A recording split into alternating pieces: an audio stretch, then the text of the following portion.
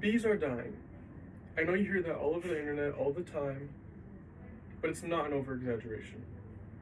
I want to persuade you into finding certain methods that you can use at home or within industrial spaces, well, at least garden industrial spaces, that can help to prevent this problem.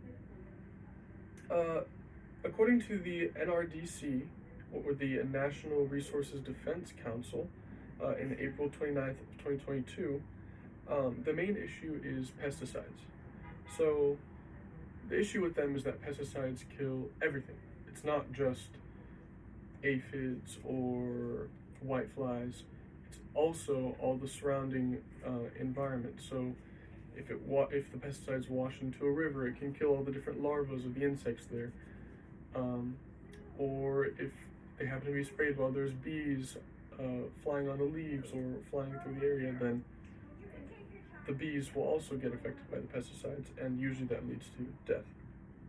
So, one of these options that I believe that would be really beneficial is to use a natural pesticide. That is because the natural pesticides don't kill everything. They are usually focused on attacking one specific type of insect. And it just so happens that, for example, neem oil, which is a resin from a tree, naturally kills aphids, whiteflies, and I believe it even attacks a powdery mildew. I'd like to move on into how the lack of biodiverse spaces are affecting bees as well. So, according to the USC Dornsife website, created in January 16th, 2024, bees have been heavily affected by the lack of biodiversity in cityscapes, and it's not just bees, other insects as well. That is because there's nothing keeping the insects alive in these cityscapes. If it's just concrete, there's no food for them to eat.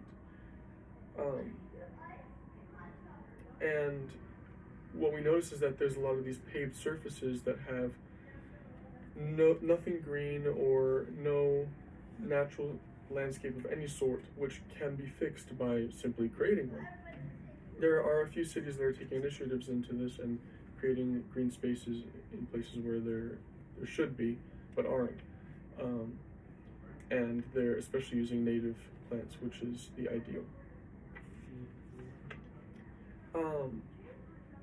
Now, a reason why a lack of green spaces is also a problem for bees is that it leads us to using those pesticides, because without these green spaces, there are no beneficial critters that will eat insects that we don't like. And that will then cause us to use pesticides to get rid of those insects, which will, in turn, negatively affect the bees.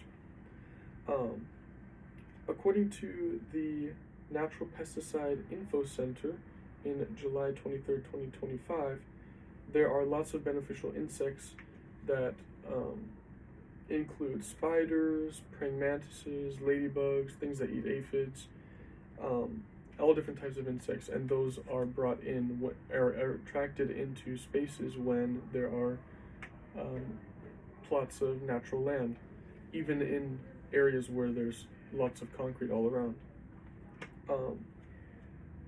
So, of course, adding things like those natural spaces can provide habitats for ladybugs or other creatures that will help us.